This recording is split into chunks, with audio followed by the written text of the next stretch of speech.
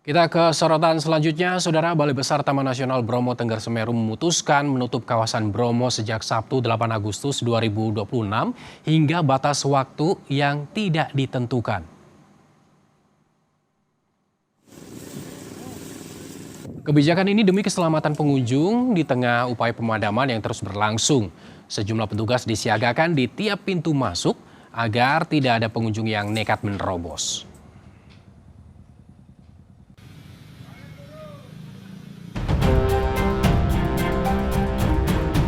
Ada kesibukan di kaki Bukit Bungkah dan Bincil Dingklik.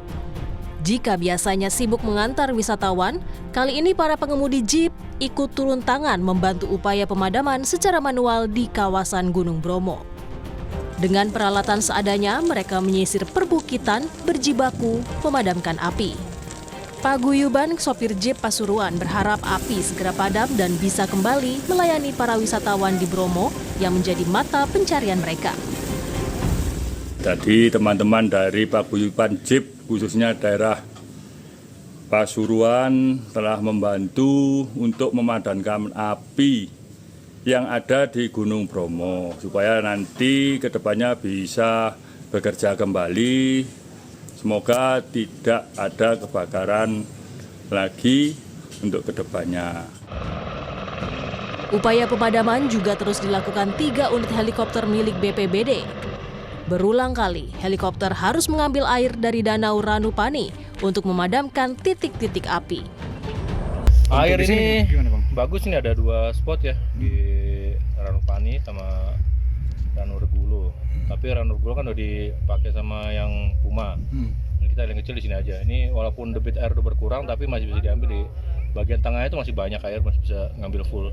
Satu kali angkat kan 1000 liter. Hingga kini kawasan Bromo masih ditutup total untuk alasan keamanan karena upaya pemadaman masih lanjut. Tim Liputan, Kompas TV.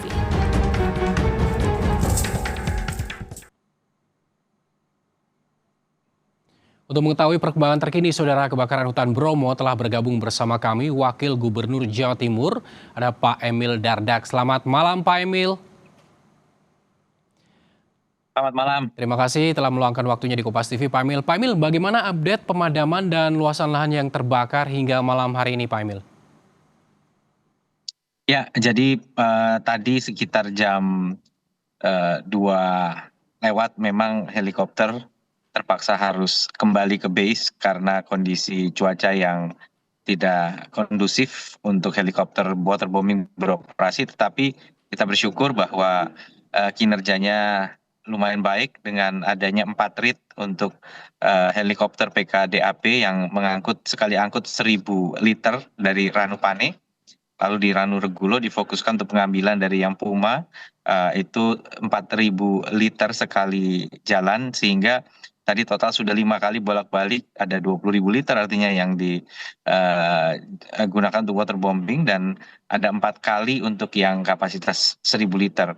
Dan kita mulai melihat hasilnya juga di P30 relatif mereda, dan ada pengurangan, ada tren pengurangan tingkat intensitas kebakaran di titik penanjakan dan juga di Bukit Dingklik. Namun demikian, pada malam hari personil tetap bekerja piket untuk melakukan upaya serangan darat dengan bantuan damkar dan juga tenaga dari personil yang menggunakan alat seperti gebyok. Nah, ini adalah bagian dari upaya berkelanjutan untuk terus memukul mundur sebaran api yang ada di 3 titik yang ada di Bromo. Pak Emil, kalau nggak salah ini Gunung Bromo ini, hutannya ini dikelilingi 4 kabupaten, Lumajang, Probolinggo, Malang, dan Pasuruan. Apakah ada laporan dari warga yang terdampak, Pak Emil? Sejauh ini kita bersyukur bahwa tidak berdampak pada pemukiman, namun kita tetap siaga, terutama yang di B29, B30, ini sebenarnya ada pemukiman di wilayah sekitar situ, tetapi sekat bakar ini berlokasi boleh dikatakan di sisi selatan dari kaldera tersebut, sehingga sekat bakar ini semacam sabuk sepanjang 6 kilometer ya, itu adalah koridor yang tidak ada tanaman yang mudah terbakar.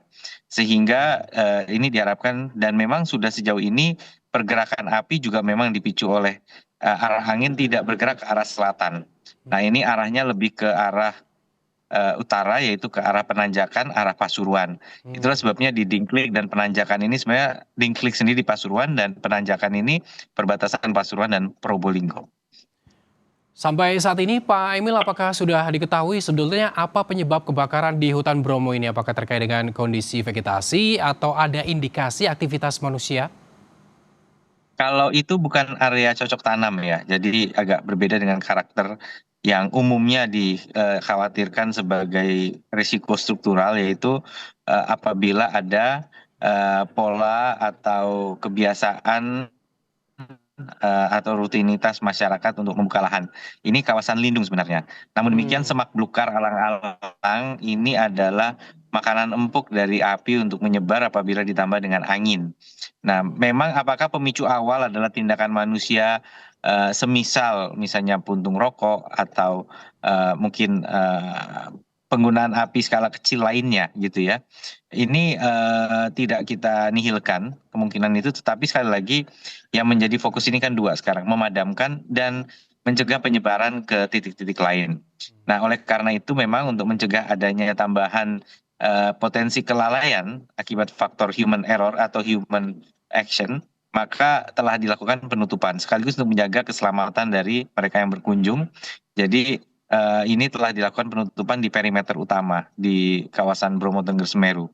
Namun bagi wisatawan yang ingin meninjau misalnya yang viral kan jembatan kaca di Seruni Point ini masih beroperasi.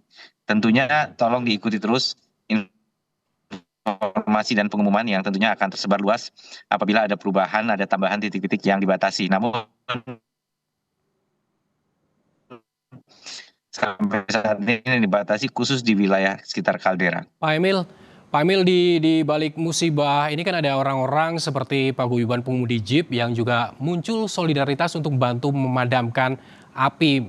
Ini salah satunya adalah mereka menjadi salah satu yang terdampak. Tapi mereka bersolidaritas untuk membantu memadamkan. Apa yang ingin Anda sampaikan kepada mereka, Pak Emil?